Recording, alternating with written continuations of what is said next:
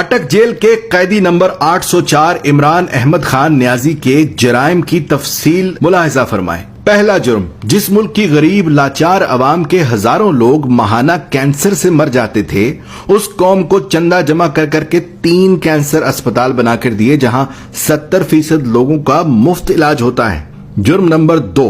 جب اس کی سابقہ اہلیہ جمائمہ نے اسے کہا کہ یا میرے ساتھ لندن میں عیش کی زندگی گزارو یا مجھے چھوڑ دو، تو اس نے پاکستان کو چن لیا، بیوی کو چھوڑ دیا، یہاں تک کہ لاکھوں پاؤنڈز جو جمائمہ کی دولت سے اسے ملنے تھے وہ یہ کہہ کر ٹھکرا دیے کہ مجھے ان پیسوں کی کوئی ضرورت نہیں۔ تیسرا جرم، 40 سالوں سے ایک دوسرے کو سیاسی اقتدار بانٹنے والے سیاستدانوں کو عوام کے سامنے اس نے ایکسپوز کر دیا۔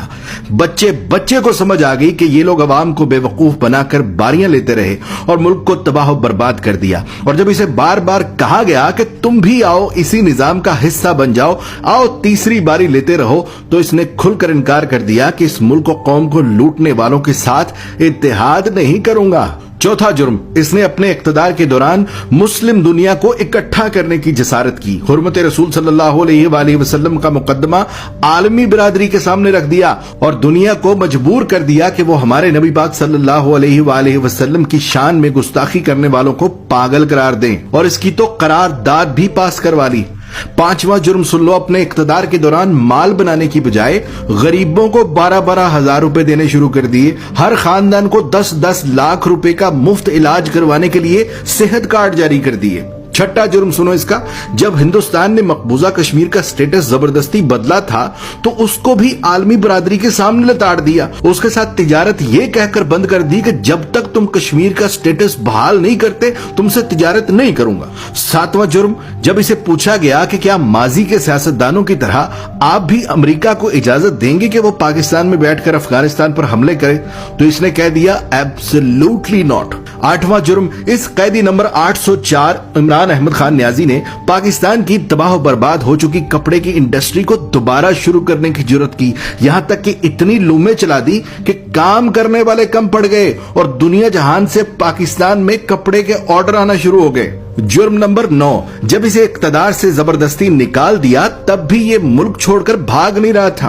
حالانکہ بار بار کہا گیا کہ چلے جاؤ یہاں سے ورنہ انجام برا ہوگا، مگر اس نے کہا کہ کوئی اپنا گھر بھی چھوڑ کر کہیں جاتا ہے اور پاکستان کو ہی اپنا جینا مرنا سمجھ لیا۔ 10واں جرم، جب اسے کہا گیا کہ باقی سیاستدانوں کی طرح تم بھی مغرب کو زمینی خدا مان لو، جان چھڑا لو اور ان کے آگے سر جھکا لو، تو اس نے نہ صرف خود انکار کر دیا بلکہ اپنی قوم کو بھی یہی سکھانے لگا کہ جھکنا صرف رب کے آگے ہے، کسی انسان کے آگے نہیں جھکنا۔ جرم نمبر 11، جہاں نئے سینما گھروں کی ضرورت تھی وہاں اس نے رحمت للعالمین اکیڈمی بنا دی، جہاں اسکولوں میں ڈانس ٹیچر، میوزک ٹیچر بھرتی کرنے تھے وہاں اس نے اسکولوں میں یکساں نصاب اور قرآن و حدیث کی کتابیں لازمی قرار دے دی۔ 12واں جرم سنو، اس نے غریب اور امیر کے لیے ایک جیسا انصاف مانگنا شروع کر دیا، کہنے لگا غریب کا بھی اتنا ہی حق ہے جتنا امیر کا ہے۔ جرم نمبر 13، PIA کا جو امریکہ میں روز ویلٹ ہوٹل ہم نے اب گروی رکھا ہے، یہ اسے 2 سال پہلے آزاد کروا کے قومی اثاثوں میں شمار کر رہا تھا۔ 14واں جرم سنو،